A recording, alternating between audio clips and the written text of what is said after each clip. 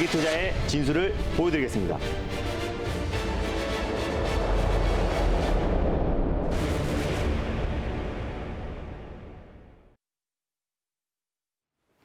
안녕하세요. 달릴까 말까 정수현입니다. 안녕하세요. 엠뱅골드 김준호 매니저입니다. 네, 벌써 이번 주 마지막 거래일입니다. 오늘 제가 좀 양봉처럼 입고 왔는데요.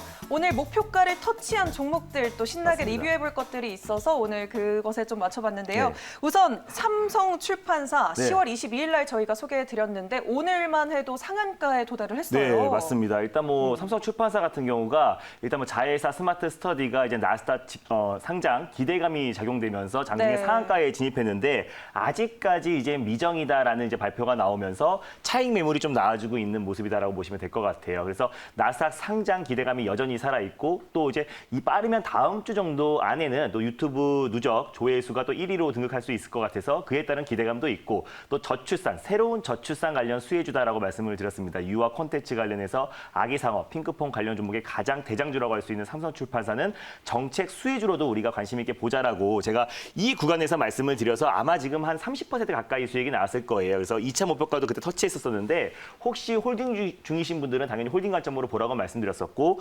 오늘 장중에 29,150원까지 갔었고 장중에 상한가에 진입했기 때문에 네. 모두가 지금 현재 2차 제가 목표가로 잡아드렸던 그 구간의 위치에 있어서 수익을 챙기시는 데는 전혀 무리가 되지 않았을 거라 판단이 됩니다.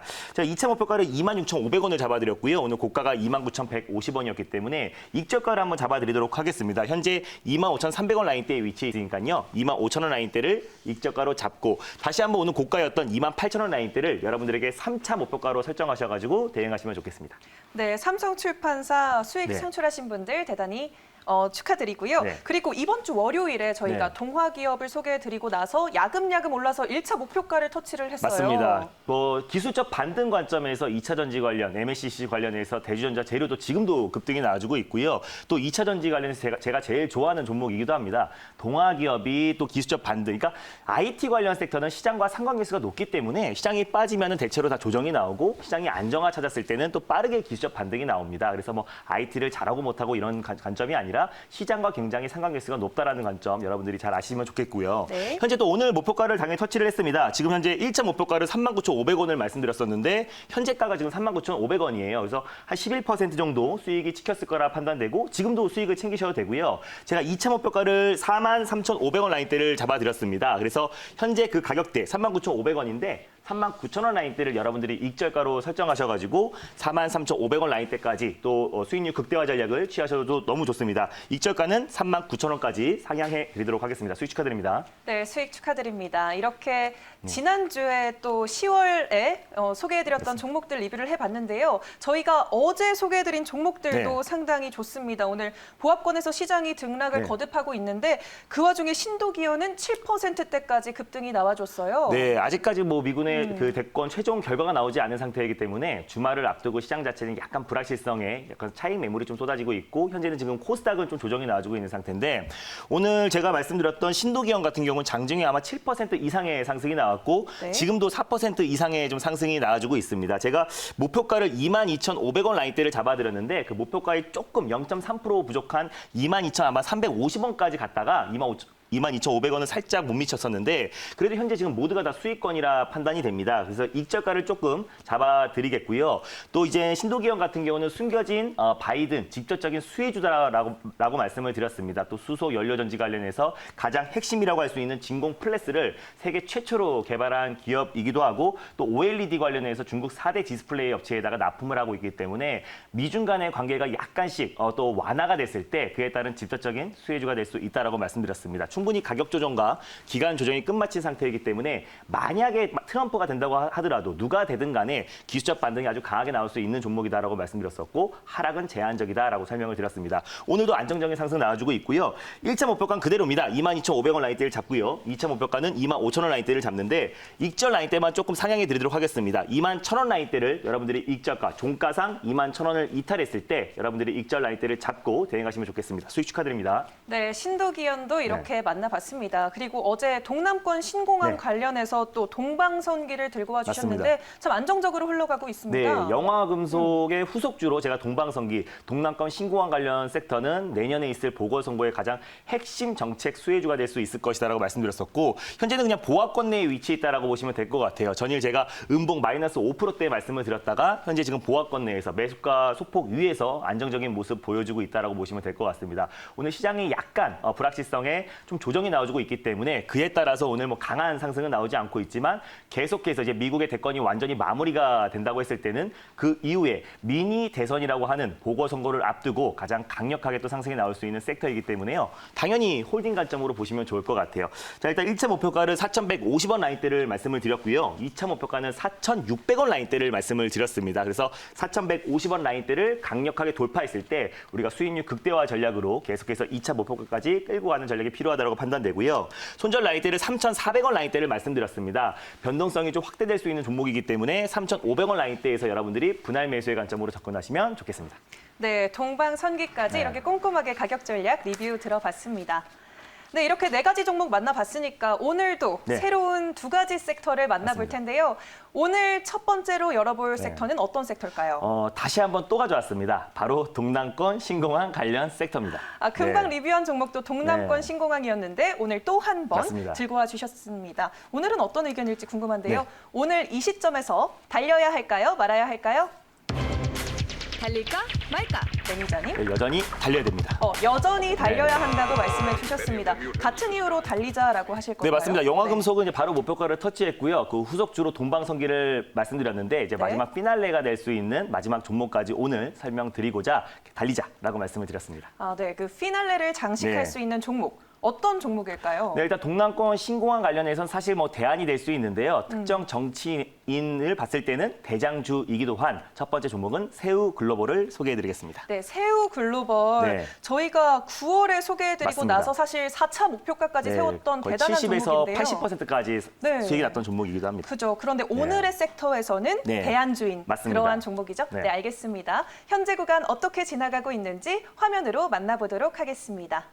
네, 현재 2% 정도 상승 나와주고 있습니다. 3,060원 지나가고 있는데요. 네. 모멘텀 다시 한번 정리해 주시죠. 네, 일단 새우 글로벌을 가져온 이유를 표를 보면서 말씀드릴게요. 좀 여러 가지 모멘텀이 있는 종목이다라고 보시면 될 것 같아요. 일단 새우 글로벌이 하는 주 업무는 플라스틱 원료를 전문 판매하는 회사입니다. 그래서 고부가 플라스틱인 ABS의 원료를 납품하고 있는 회사인데 코로나 여파로 인해서 계속해서 수요가 증가하고 있고요.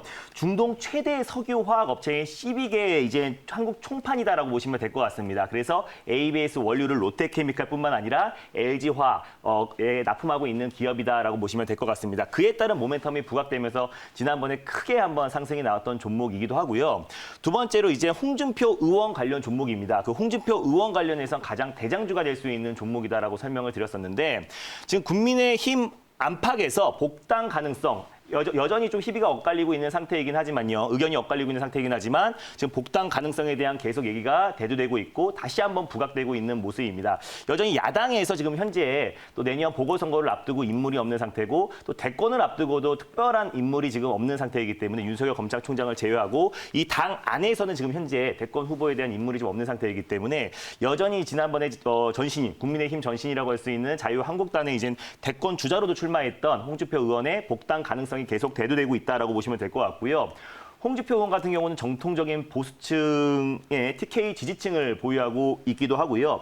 야권 거대 잠룡이 대권 후보였던 홍준표 의원의 복당 가능성은 여전히 계속 이어질 수 있다는 모멘텀이 현저히 살아있다고 보시면 될 것 같고 마지막으로 제가 말씀드렸던 가덕도 신공항 관련 섹터로도 여전히 묶여 있습니다. 본사가 이제 경남 밀양에 위치해 있는데 대표적인 PK 관련 종목이다라고 보시면 될 것 같고요.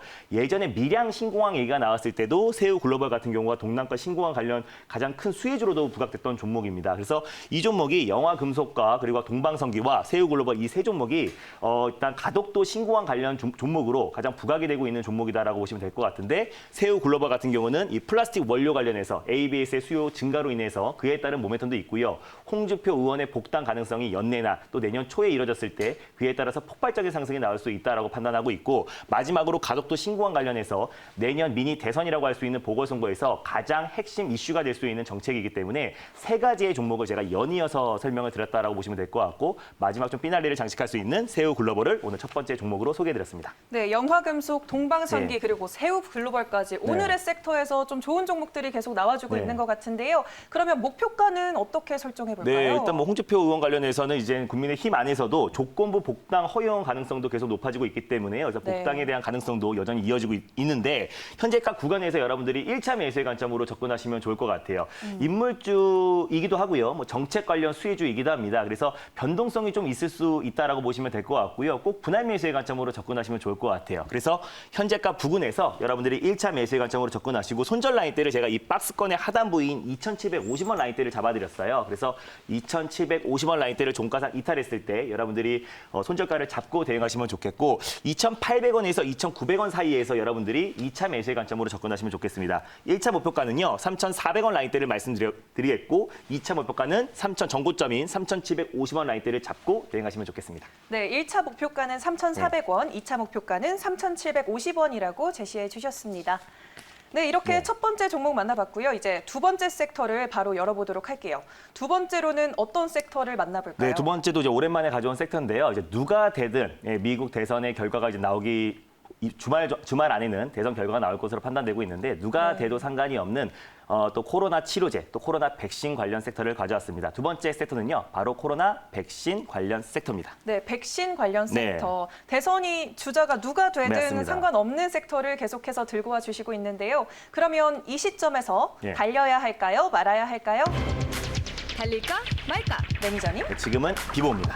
비보호라고 말씀해 주셨습니다. 이유 바로 또 들어볼게요. 국내 이제 백신 관련 종목들 또 위탁 생산하는 기업들이 굉장히 많고 뭐 GC 녹십자 그룹주들도 급등이 나와주고 있고 또 SK도 마찬가지고 제가 지난번에 소개해드렸던 뭐 제넥신 같은 종목들도 국내 대표적인 이제 백신 관련 종목인데 제가 예전에도 한번 또 소개해드렸던 종목이기도 하고요. 또 아직 숨겨져 있는 백신 관련 종목이라고 판단돼서 아무 종목이나 다 들어가는 게 아니라 선별적으로 또 개별적인 이슈가 있는 종목들을 우리가 대응하자는 의미에서 비보호로 말씀드렸습니다.